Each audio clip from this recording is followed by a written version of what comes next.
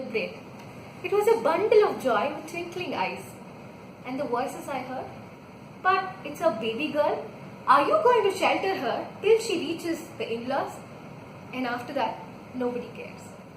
But this bundle of joy grows inch after inch until a day when she can lean against the wall and measure the extra height from the last year, is when I hear the voices which count her age and letch about she turning 11 and 12.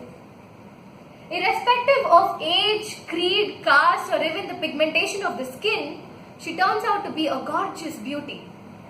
And that voice measured her beauty in numbers. And when this girl is tired about the disgust she is thrown into and fights against it by raising her voice, the voices term this group of activists as feminist.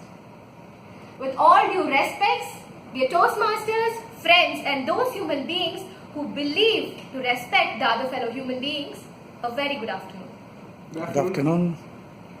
Harassment, rapes are no new, nameless, or name terms in the world today.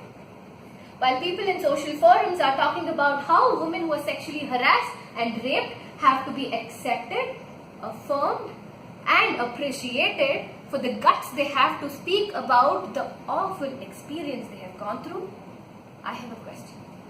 I have a question, for I listen to those voices which have trembled in pain. Pain in those parts which they didn't know that they had. They've been hit, harmed, and harassed, for they didn't know that they were mines of pleasure for some unsatisfied souls. Dear Toastmasters, 12 stitches on their private parts, an oxygen mask stuck onto toned lips, and a pair of hands that lay on the bed only as a punishment for not defending the body to which they belong to, is the pain of the voices I heard. And whom do I blame? You should have confined your kids at home, but behind the scene, it was a cousin who peeped into the bathroom to see how she bathed. You should have not gone out with people whom you did not trust. Well, it was her best friend who forced for a kiss on the road. You should have headed back home right after work, don't stay out. But it was an office colleague who stared right below her neck, and when she said she was embarrassed, did not even bother.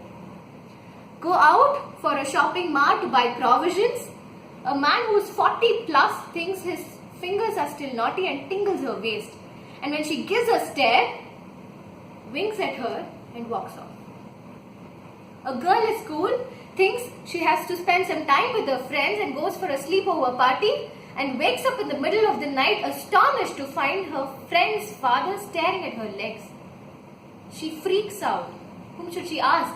He was the man whom she respected all her childhood.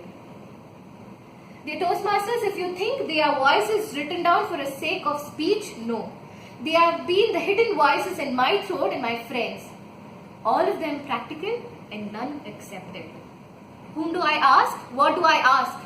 Whom to seek help for, or simply whom do we blame? Parents for not the right kind of upbringing? Organizations for not leveraging the standards against sexual harassment? We as Oracle employees undergo course against sexual harassment. And how many of us have diligently written down a HR's number just in case of emergency? How many of you have made this attempt to talk to your fellow colleagues and find how sexually safe they feel? If I'm not wrong, in the same building there was a scenario when a security guard forgets his responsibilities and misbehaves with a lady. Whom do I blame? The society? Honestly, I don't understand the length, breadth, area or perimeter of the society, because we represent this society. And this society gave us a scorching number saying 95% of Indian women feel sexually unsafe. And our number Bengaluru is nothing less, because it gives a tough competition to the other metropolitan cities and gives a percentage of 85% where ladies in Bangalore feel unsafe sexually. In spite of all these numbers, I am somewhere glad that the voices against sexual harassment has risen up to 6 folds today, and that in the year 2013, India made an amendment in its law against sexual harassment. And today we find pink hoisalas as well. But What is it to have it in law if we don't have it within us and around us? It is not an exaggeration if I tell you 99.99% of Indian women are sexually harassed in one way or the other, either by voice or by action. And that 0.001% that you're feeling happy about are yet to realize that they're being sexually harassed or are undergoing one. I can think of this verse from Bible which says, ask and you shall receive, seek and you shall find, knock and it shall be open to you. In this context, I have this unstoppable urge to put it in front of you all, to indulge yourself in talks with your kids, nieces and nephews and tell them that sex is just a part of life. Talk to your kids to define relationships and to tell them what they can expect from relationship. You have a father, you love him and you seek a way of life from him. You have a brother, you love him and you seek shelter from him. You have a teacher, you love him and you seek knowledge from him. And also teach them to draw that thin line to understand what is it to misbehave sexually, what is it to take advantage sexually, and those terms which says what are the touch zones and non-touch zones. It is very important to raise your voice against sexual harassment in the very first incident. And when you do it without embarrassment is where you understand that you are not the only one there. And when the voices unite, we can fight. It is equally important that you lend your ears to these voices, for there are voices undergoing harassment and abuse and they need your comfort. They need you to listen.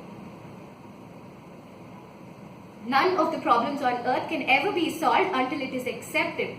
So accept that there are voices around you in pain. There are voices that need help.